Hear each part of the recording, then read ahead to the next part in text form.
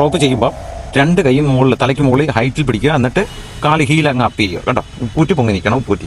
ഇനി ചെസ്റ്റ് കൈയുടെ അവിടെ ചെല്ലണം. ചെസ്റ്റ് ജമ്പ് ചെയ്യണം, കൈ ലോക്ക് ചെയ്യണം. റെഡി?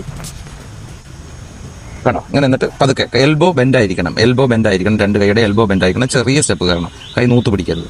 ഓക്കെ, ചെറിയ സ്റ്റെപ്പായിട്ട് കയറുക. എങ്ങനെ കയറിയോ അതേമാതിരി തന്നെ ചെറിയ സ്റ്റെപ്പോട് കൂടി താഴോട്ട് ഇറങ്ങി വരിക. ഇപ്പോൾ നമുക്ക് പോലീസിൻ്റെ ഒന്നും ടെസ്റ്റ് ഇല്ല, അതുകൊണ്ട് നമുക്ക് കൈ പവർ കൂട്ടാൻ വേണ്ടി മാത്രമാണ് ചെയ്തത്. ഇപ്പോൾ ഉള്ളത് ആർമിയുടെയും BSFിൻ്റെയും SSCയുടെയും ഒക്കെ ഫിസിക്കൽ ഇനി വരാൻ പോകുന്നു. അപ്പോൾ ഇതിനകത്തുള്ള എല്ലാ സ്പെഷ്യൽ ഫോഴ്സിലേക്ക് പോകണമെന്നുണ്ടെങ്കിൽ നിങ്ങൾക്ക് 40 പുഷപ്പും 40 സിറ്റപ്പും ഇത് കൂടാതെ 10 ചിന്നിങ് നമുക്ക് അടിക്കണം.